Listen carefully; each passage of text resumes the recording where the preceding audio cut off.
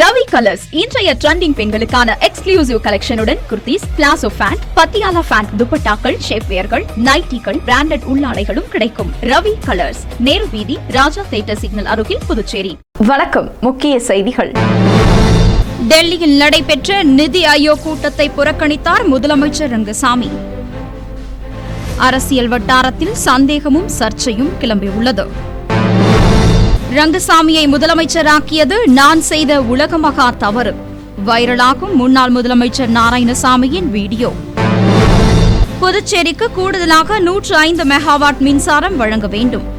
தென்னிந்திய மின்துறை மாநாட்டில் அமைச்சர் நமச்சிவாயம் வலியுறுத்தல். ரவுடியை வழிமறித்து தாக்கிய கும்பல், 4 பேரை கைது செய்த முதலியார்பேட்டை காவல்துறையினர் அதிரடி.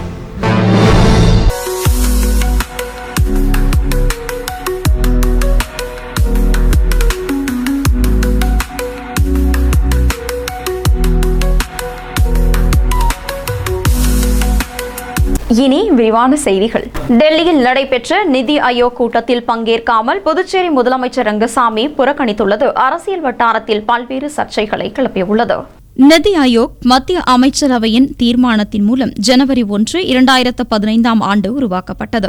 அனைத்து மாநிலங்கள் மற்றும் சட்டமன்றங்களுடன் கூடிய யூனியன் பிரதேசங்களில் முதலமைச்சர்கள் மற்றும் பிற யூனியன் பிரதேசங்களின் லெப்டினன்ட் கவர்னர்களை கொண்ட நிதி ஆயோக்கின் நிர்வாகிக் குழு அமைச்சரவை செயலகத்தின் அறிவிப்பின் மூலம் பிப்ரவரி 16, 2015 அன்று நடைமுறைக்கு வந்தது. அமைச்சரவை செயலாக்கத்தால் பிப்ரவரி 19, 2021 அன்று வெளியிடப்பட்ட அறிவிப்பின் மூலம் நிர்வாகக் குழு மறுசீரமைக்கப்பட்டது. இதுவரை பிரதமர் தலைமையில் மாநிலங்கள், யூனியன் பிரதேசங்களின் முதலமைச்சர்கள், லெப்டினன்ட் கவர்னர்கள் மற்றும் நிர்வாகக் குழுவின் பிற உறுப்பினர்களுடன் 7 நிர்வாகக் குழு கூட்டங்கள் நடத்தப்பட்டுள்ளது. பிரதமர் நரேந்திர மோடி தலைமையில் நிதி ஆயோக்கின் 9வது நிர்வாக குழு கூட்டம் மே 24ஆம் தேதி டெல்லி ராஷ்டிரபதி பவன் கலாச்சார மையத்தில் நடைபெற்றது. இதில் தமிழக முதலமைச்சர் மு.க.ஸ்டாலின் உள்ளிட்ட 20 மாநிலங்கள் மற்றும் 6 யூனியன் பிரதேசங்களைச் சேர்ந்த முதலமைச்சர்கள், துணைநிலை ஆளுநர்கள் கலந்து கொண்டனர். 2047ஆம் ஆண்டு விக்சித் பாரதம் என்ற தொலைநோக்கு பார்வையை அடைய அனைத்து மாநிலங்களும் மத்திய அரசும் இணைந்து பணியாற்ற ஒத்துழைப்பு மற்றும் கூட்டு முயற்சி தேவை என்று பிரதமர் கூட்டத்தில் வலியுறுத்தினார். இந்த கூட்டத்தில் புதுச்சேரி முதலமைச்சர் ரங்கசாமி பங்கேற்கவில்லை. தேசிய முக்கியத்துவம் வாய்ந்த இந்த கூட்டத்தை முதலமைச்சர் ரங்கசாமி புறக்கணித்திருப்பது பல்வேறு சந்தேகங்களை எழுப்பியுள்ளது. புதுச்சேரி துணைநிலை ஆளுநர் கைலாசநாதனுக்கும் முதலமைச்சர் ரங்கசாமிக்கும் இடையே மோதல் ஏற்பட்டுள்ளதாக காங்கிரஸ் முன்னாள் முதலமைச்சர் நாராயணசாமி தொடர்ந்து கூறி வருகிறார். புதுச்சேரிக்கு வந்த மத்திய மந்திரி மன்சுக் மாண்டவியாவிடம் ஆளுநரையும் தலைமை செயலரையும் மாற்ற முதலமைச்சர் ரங்கசாமி பரிந்துரை செய்ததாகவும் கூறி வந்தார்.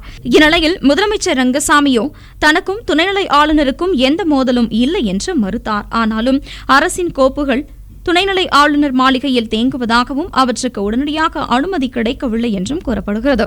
இதன் வெளிப்பாடாகத்தான் முதலமைச்சர் ரங்கசாமி டெல்லி செல்லவில்லை என எதிர்க்கட்சிகள் குற்றம் சாட்டி வருகின்றன. புதுச்சேரி முதலமைச்சர் ரங்கசாமி வழக்கமாகவே டெல்லி செல்வதை தவிர்ப்பார். கடந்த 2021ஆம் ஆண்டு 4வது முறையாக முதலமைச்சராக பதவியேற்ற ரங்கசாமி கடந்த 4 ஆண்டுகளில் ஒரு முறை மட்டுமே டெல்லி சென்றார்.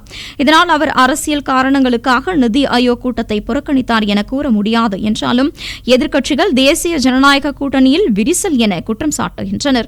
ஆனால் ஆளும் தரப்பில் என்ஆர் காங்கிரஸ் பிரமுகர்கள் கூறும்போது முதலமைச்சர் ரங்கசாமிக்கும் பாரதிய ஜனதா தலைமையுடன் சுமூக உறவு இருப்பதாக, இது கூட்டணியை பாதிக்காது என கூறுகின்றனர். இருப்பினும் தேர்தலுக்கு இன்னும் 10 மாதங்கள் உள்ள நிலையில் பாரதிய ஜனதா கட்சி தரப்பில் முதலமைச்சர் ரங்கசாமி தலைமையிலான என்ஆர் காங்கிரஸ் தங்களுடன் கூட்டணியில் உள்ளதாக தொடர்ந்து தெரிவிக்கப்பட்டு வருகிறது.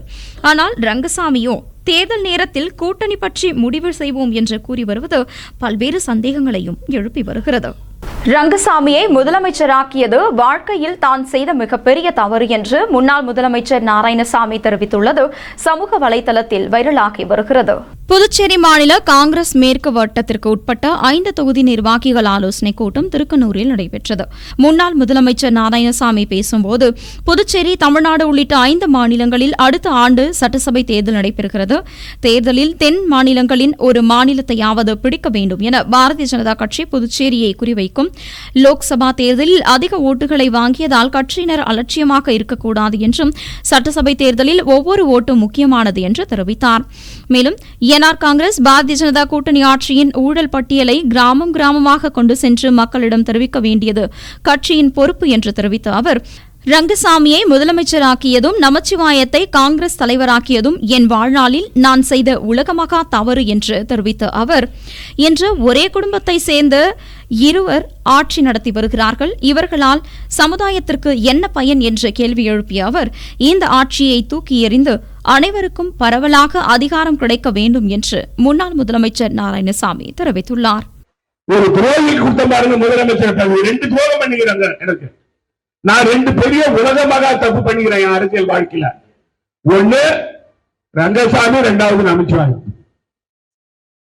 ரங்கசாமியை முதலமைச்சர் ஆகிறது சோனியா காந்தி அம்மையார் கிட்ட ஒரு வன்னியர் சமுதாயத்தை சேர்ந்தவங்க அவர் போடுங்கன்னு சொன்னேன். நான் வன்னியர் விரோதி, இவங்க சொல்றது நான் வன்னியர் விரோதின்னு. அப்புறம் காங்கிரஸ் கட்சியில தலைவரா போடுறதுக்கு அவர் நமச்சிவாயம் அவரை வன்னியர் சமுதாயத்தை சேர்ந்தவர் அவர் போட்டா நல்லா இருக்குன்னு சொல்லி சோனியா காந்தி அம்மையார் சொல்லி போட்ட அவரு போட்ட. ஆனா நான் வன்னியர் விரோதி. எவன் வன்னியர் பேரை சொல்லி கொள்ள அடிக்கிறானோ அவன் வன்னியருக்கு நல்லவன். யார் யாருக்கு நம்ம பதவி கொடுத்து வன்னியருக்கு பதவி கொடுத்து அழகு பார்த்தனா நான் வன்னியர் விரோதி. புதுச்சேரிக்கு கூடுதலாக 105 மெகாவாட் மின்சாரம் வழங்க வேண்டும் என்று மத்திய மந்திரி ஸ்ரீ மனோகர் லாலிடம் அமைச்சர் நமச்சிவாயம் கோரிக்கை வைத்துள்ளார். மின்துறை அமைச்சர்கள் மாநாடு பெங்களூரில் மே 23ஆம் தேதி வெள்ளிக்கிழமை நடைபெற்றது. இந்த மாநாட்டிற்கு மத்திய மின்சாரம் மற்றும் வீட்டு வசதித்துறை மந்திரி ஸ்ரீ மனோகர் லால் தலைமை தாங்கினார். இந்த மாநாட்டில் புதுச்சேரி உள்துறை மற்றும் மின்துறை அமைச்சரான நமச்சிவாயம் கலந்து கொண்டார். அப்போது மத்திய அரசின் உதவியோடு புதுச்சேரி மின்துறை அடைந்துள்ள வளர்ச்சிகள் குறித்து எடுத்துரைத்தார். மேலும் மத்திய அமைச்சர் ஸ்ரீ மனோகர் லாலிடம் கோரிக்கை மனு ஒன்றையும் வழங்கினார். அந்த மனுவில் புதுச்சேரியின் மொத்த மின் பரிமாற்ற திறன் 540 மெகாவாட்டாக உள்ளது. எனவே எதிர்கால வளர்ச்சியை கருத்தில் கொண்டு புதுச்சேரிக்கு 105 மெகாவாட் மின்சாரத்தை கூடுதலாக வழங்க வேண்டும் என்றும் துணை மின் நிலையங்களின் திறனை மேம்படுத்த வேண்டும் என்றும் குறிப்பிடப்பட்டிருந்தது. இந்த கோரிக்கை மனுவை பெற்றுக்கொண்ட மத்திய அமைச்சர் ஸ்ரீ மோகன்லால் புதுவைக்கு கூடுதலாக மின்சாரம் வழங்க நடவடிக்கை எடுக்கப்படும் என்றும் பதிலளித்துள்ளார். புதுச்சேரியில் வெடிகுண்டு வழக்கில் ஜாமீனில் வந்த ரவுடியை வழிமறித்து தாக்குதல் நடத்திய கும்பலில் 4 பேரை முதலியார்பேட்டை காவல்துறையினர் கைது செய்துள்ளனர். புதுச்சேரி கண்டாக்டர் தோட்டத்தை சேர்ந்தவர் மணிகண்டன் என்கிற ஸ்டிக்கர் மணி. ரவுடியான இவருக்கும் கோவிந்தசாலையை சேர்ந்த லோக பிரகாஷ் என்பவருக்கும் இடையே முன்விரோதம் இருந்து வந்துள்ளது. இதனால் அடிக்கடி இவர்களுக்கு தகராறு ஏற்பட்டு வந்த நிலையில் கடந்த ஜனவரி மாதம் மணிகண்டன் வீட்டு முன்பு லோக பிரகாஷ் நாட்டு வெடிகுண்டை வீசி சென்றுள்ளார்.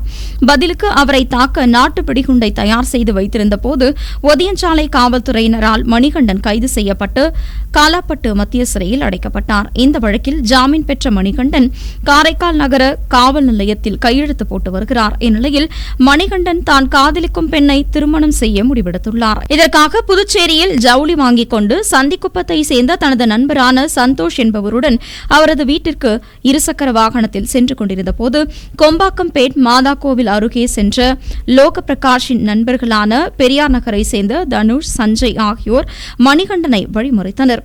அப்போது சஞ்சய் தான் வைத்திருந்த கத்தியின் பின்பக்கத்தால் மணிகண்டனின் தோள்பட்டையில் ஓங்கி அடித்துள்ளார். இதனால் அதிர்ச்சியடைந்த மணிகண்டன், சந்தோஷ் ஆகியோர் இருசக்கர வாகனத்தை போட்டுவிட்டு தப்பி ஓட முயன்றனர். அப்போது அங்கு நின்று கோவிந்தசாலையை சேர்ந்த குட்டி சந்துரு, பாவாணர் நகரில் சுனில் உள்ளிட்ட 5 பேர் மணிகண்டனை தாக்கியுள்ளனர். அவர்களிடமிருந்து தப்பி ஓடிய அவர் புதுச்சேரி அரசு மருத்துவமனையில் சிகிச்சை பெற்றார். இதுகுறித்த புகாரின் அடிப்படையில் முதலியார்பேட்டை காவல் துணை ஆய்வாளர் ஜெயபிரகாஷ் வழக்கு பதிவு செய்து தனுஷ், சஞ்சய் உள்ளிட்ட 7 பேரை வலைவீசி தேடி வருகின்றனர். இதுகுறித்த புகாரின் அடிப்படையில் முதலியார்பேட்டை காவல்துறை துணை ஆய்வாளர் ஜெயபிரகாஷ் வழக்கு பதிவு செய்து விசாரணை மேற்கொண்டு வந்தார். இந்நிலையில் தாக்குதலில் ஈடுபட்ட 4 பேரை கைது செய்துள்ள நிலையில் மீதமுள்ள 3 பேரை வலைவீசி தேடி வருகின்றனர். இந்திய ராணுவத்தை போற்றும் வகையில் பாக்குமட்டை உள்ளிட்ட பொருட்களால் துப்பாக்கி மற்றும் தொப்பிகளை உருவாக்கியுள்ள நுண்கலை மாணவருக்கு பொதுமக்கள் வெகுவாக பாராட்டு தெரிவித்து வருகின்றனர். புதுச்சேரி மாநிலம் சேலியமேடு கிராமத்தை சேர்ந்த சிவரத்தினம் மகன் ஜெகதீஷ். இவர் அரியாங்குப்பம் பாரதியார் பல்கலைக்கூடத்தில் நுண்கலை அறிவியல் பிரிவில் 1ஆம் ஆண்டு படித்து வருகிறார். இவர் மரப்பொருட்களை வைத்து விநாயகர் சிலை, குதிரை மற்றும் பல்வேறு வடிவங்களில் விழிப்புணர்வு சிலைகள், விலங்குகள், பறவைகள், தேச தலைவர்களின் உருவ பொம்மைகள் உருவாக்கி வருகிறார். இந்நிலையில் பாகிஸ்தானுக்கு எதிரான ஆபரேஷன் சிந்தூர் நடவடிக்கையில் ஈடுபட்ட இந்திய ராணுவ வீரர்களுக்கு மரியாதை செலுத்தும் வகையில் தென்னை மர ஓலைகள், தென்னை நார், பனைமரப் பொருட்கள், பாக்குமர தட்டுகள், மூங்கில் கம்பு மற்றும் சோளத்தட்டுகள், பிளாஸ்டிக் பொருட்கள் உள்பட வீணான பொருட்களை கொண்டு ராணுவ வீரர்கள் பயன்படுத்தும் துப்பாக்கி, அவர்கள் அணியும் தொப்பி மற்றும் ஷூ போன்றவையை உருவாக்கியுள்ளார். இதுகுறித்து மாணவர் ஜெகதீஷ் கூறும்போது, சிறுவயதிலிருந்தே நுண்கலை மேல் ஆர்வம் அதிகம் உண்டு என்றும், நுண்கலையில் புதிதாக என்ன செய்ய வேண்டும் என்று யோசித்த போது இந்தியா பாகிஸ்தான் போரில் வெற்றி பெற்ற இந்திய ராணுவத்தை போற்றும் வகையில் அவர்கள் பயன்படுத்தி வரும் துப்பாக்கி, தொப்பி, ஷூ ஆகியவற்றை பாக்குமட்டை மற்றும் தென்னை ஓலையால் செய்தேன் என்றும், ஆபரேஷன் சிந்தூர் நடவடிக்கையில் புதுச்சேரி மாநிலத்தை சேர்ந்த ராணுவ வீரர்கள் பங்கேற்றிருந்தால் அவர்களை தேடி சென்று தான் தயாரித்த இந்த பொருட்களை வழங்குவேன் என்றும் அவர் தெரிவித்துள்ளார். என் பேர் ஜெகதீஷ். நான் அரியாமத்தில் பாரதியார் பல்கலைக்கூடத்தில் 1ஆம் ஆண்டு படிக்கிறேன். எனக்கு சின்ன வயசுலேருந்து இதுமாரி கலைப்பொருள்லாம் செய்யறதுல நிறைய ஆர்வம் உண்டு. இயற்கை பொருளை வச்சு நான் சின்ன வயசுலேயே நிறைய கலைப்பொருள்லாம் செஞ்சுருக்கேன். நம்ம புதுசாக போய் எதனா செய்யணும் யோசிக்கும்போது நம்ம இந்தியாவுக்கும் பாகிஸ்தானுக்கும் திடீர் தாக்குதல் நடந்து நம்ம இந்திய ராணுவர்கள் நிறைய பேர் உயிரிழந்தாங்க. சரி, அவங்களுக்கு நினைவுபடுத்தும் விதமாக நம்ம நிறைய எதனா பண்ணணும்னு யோசிக்கும்போது எனக்கு தெரிஞ்ச கலைப்பொருள் மூலமாக பாக்கு மரத்தட்டு, மூங்கில் குச்சி வச்சு அவங்க பயன்படுத்தின கன், ஷூ, கேப் எல்லாத்தையும் ஒரு கலைப்பொருளாக உருவாக்கியிருக்கேன். இந்த கலைப்பொருளை திடீர் தாக்குதலில் இருந்த இராணுவ வீரர்களுக்கு நான் சமர்ப்பிக்கிறேன். அந்த போரில் வெற்றி பெற்றவங்களுக்கு நம்ம நாட்டில் ஊர்வலம் வர்றது அதுமாரி நிறைய விதமாக நன்றி செலுத்தி விடுறாங்க. நான் எனக்கு தெரிஞ்ச கலைப்பொருள் மூலமாக கலைத்திறனை கொண்டு அவங்க பயன்படுத்தின கன், ஷூ, கேப் எல்லாத்தையும் கலைப்பொருளாக செஞ்சு அவங்களுக்கு நன்றி தெரிவிக்கிறேன். முத்தியால்பேட்டையில் பொதுமக்களின் புகாரை அடுத்து முன்னாள் சட்டமன்ற உறுப்பினர் நந்தா சரவணன் அப்பகுதியில் இருந்த பாதாள சாக்கடை அடைப்பை சீரமைத்து கொடுத்தார். புதுச்சேரி முத்தியால்பேட்டை லோகமுத்து மாரியம்மன் கோவில் வீதியில் உள்ள அனைத்து பாதாள சாக்கடை தொட்டிகளும் அடைப்பு ஏற்பட்டுவதாக அப்பகுதி பொதுமக்கள் தொடர்ந்து புகார் அளித்து வந்தனர். இதுகுறித்து முன்னாள் திராவிட முன்னேற்றக் கழக சட்டமன்ற உறுப்பினர் நந்தா சரவணனிடம் நிவர்த்தி செய்து தருமாறு கோரிக்கை வைத்தனர். அதன் அடிப்படையில் மே 7ஆம் தேதி அன்று பாதாள சாக்கடை அடைப்பு சரி செய்து தரப்பட்டது. மீண்டும் அந்த பகுதியில் பாதாள சாக்கடை அடைப்பு ஏற்படுவதாக, அனைத்து தொட்டிகளும் கழிவுநீர் வழிந்து ஓடுவதாக பொதுமக்கள் புகார் அளித்ததை தொடர்ந்து அந்த புகாரை பெற்றுக்கொண்டு நேரடியாக சென்று பார்வையிட்ட நந்தா சரவணன் இதற்கு நிரந்தர தீர்வு காண வேண்டும் என்றும் அந்த பகுதி பொதுமக்கள் கோரிக்கை வைத்தனர். இதுகுறித்து அதிகாரிகளிடம் பேசி நிரந்தர தீர்வு காண்பதாக அவர் உறுதியளித்தார். இதுகுறித்து சம்பந்தப்பட்ட அதிகாரிகளிடம் பேச்சுவார்த்தை நடத்தி இதற்கு நிரந்தர தீர்வு காணப்படும் என்று உறுதியளித்ததை தொடர்ந்து மே 23ஆம் தேதி வெள்ளிக்கிழமை அந்த பகுதியில் உள்ள அனைத்து பாதாள சாக்கடைகளும் முன்னாள் சட்டமன்ற உறுப்பினர் நந்தா சரவணன் மேற்பார்வையில் அனைத்து பாதாள சாக்கடை அடைப்புகளும் சரி செய்து அளிக்கப்பட்டது. அமைப்பு சாரா நல சங்கத்தை வாரியமாக மாற்ற அரசாணை பிறப்பிக்கப்பட்டுள்ளதற்கு அனைத்து தொழிற்சங்கத்தினர் சார்பில் மாவட்ட ஆட்சியருக்கு நன்றி தெரிவிக்கப்பட்டுள்ளது. புதுச்சேரி மாநிலத்தில் அமைப்பு சாரா தொழிலாளர்களுக்கு நலவாரியம் அமைக்கப்படும் என அறிவித்தும் செயல்படுத்தப்படாமல் இருந்தது. இந்நிலையில் நலவாரியத்தை செயல்படுத்த கோரி அனைத்து ஆட்டோ சங்கங்கள் சார்பில் வேலைநிறுத்த பேரணி அறிவிக்கப்பட்டது. இதையடுத்து முதுநிலை காவல்துறை கண்காணிப்பாளரை சந்தித்து பேச்சுவார்த்தை மாவட்ட ஆட்சியர் தலைமையில் நடத்தப்பட்டது. இறுதியாக மாவட்ட ஆட்சியருடன் நடந்த பேச்சுவார்த்தையில் அமைப்பு சாரா நலவாரியம் செயல்பாட்டிற்கு கொண்டுவரப்படும் என உறுதியளிக்கப்பட்டது. அதேபோல அரசு அனுமதி பெறாமல் இயக்கப்படும் இருசக்கர வாகன பறிமுதல் செய்யப்படும், ஆட்டோ செயலி உருவாக்கப்படும் எனவும் உத்தரவாதம் அளிக்கப்பட்டது. இதை ஏற்று ஆட்டோ தொழிலாளர்கள் வேலைநிறுத்த பேரணி ஒத்திவைக்கப்பட்டது. இந்நிலையில் கடந்த 12ஆம் தேதி அமைப்பு சாரா நல சங்கத்தை நல வாரியமாக மாற்ற அரசாணை பிறப்பிக்கப்பட்டுள்ளது. இதனை அனைத்து தொழிற்சங்கத்தினரும் வரவேற்பு தெரிவித்து மாவட்ட ஆட்சியர் குலோத்துங்கனை சந்தித்து நன்றி தெரிவித்துள்ளனர். இந்த சந்திப்பின் போது ஏஐடியூசி சேது செல்வம், சேகர், ஐஎன்டியூசி ஞானசேகரன், சொக்கலிங்கம், புதுச்சேரி மாநில ஆட்டோ தொழிலாளர் சங்கத்தினர் உள்ளிட்ட பலர் கலந்து கொண்டனர். பிளாஸ்டிக்கை தவிர்ப்போம், கடல் வளத்தை பாதுகாப்போம் என்று வலியுறுத்தி 15 அடி ஆழ்கடலில் சிறுவர்கள் கொண்டாடிய பசுமை பிறந்தநாள் அனைவரின் கவனத்தையும் ஈர்த்துள்ளது. பிறந்தநாள் கொண்டாட்டம் என்றாலே கேக், விளையாட்டு, நிறைய பிளாஸ்டிக் பொருட்கள், பட்டாசு சத்தம்தான் நினைவுக்கு வரும். ஆனால் சென்னையை சேர்ந்த தாரகை மற்றும் நிஷ்பிக் ஆகிய 2 சிறுவர்களின் பிறந்தநாள் வேறு மாதிரி அமைந்துள்ளது. இந்த 2 சிறுவர்களும் அவர்களின் பிறந்த நாளை கடலை பாதுகாப்பும் விழிப்புணர்வுடன் கொண்டாடினர். சென்னை கடற்பகுதியில் 15 அடி ஆழத்தில் சுற்றுச்சூழலுக்கு எந்த தீங்கும் ஏற்படாத வகையில் பிளாஸ்டிக் ஸ்டார்ஸ், பிளேட்கள் மற்றும் பைகள் பயன்படுத்தாமல் மறுபயன்பாடு செய்யக்கூடிய ஸ்டெயின்லெஸ் பொருட்களை மட்டும் பயன்படுத்தி கேக் வெட்டி பசுமை பிறந்த நாளாக கொண்டாடி மகிழ்ந்ததுடன் பொதுமக்களுக்கு விழிப்புணர்வும் ஏற்படுத்தியுள்ளனர். மேலும் கடல்களை காப்போம் மற்றும் கடல் உயிரினங்களை காப்போம் என்ற எழுத்துக்கள் எழுதிய துணிப்பட்டைகளை கடலுக்குள் அடியில் வைத்தனர். இதில் தாரக என்ற சிறுமி புதுச்சேரி மற்றும் தமிழகத்தில் ஆழ்கடல் நீச்சல் பயிற்சி அளித்து வரும் டெம்பிள் அட்வென்ச்சர் அரவிந்தன் மகள் என்பது குறிப்பிடத்தக்கது. இனி வருவது புதுவையில் இன்றைய தங்கம் மற்றும் வெள்ளி விலை நிலவரம். இன்றைய தங்கம் வெள்ளி விலை விவரம். புதுவையில் இன்றைய தங்கம் வெள்ளி விலை விவரம் வழங்குபவர்கள் முத்து கோல்ட் ஹவுஸ், பாண்டிச்சேரி. தங்கம் 1 கிராம் 8990 ரூபாய்.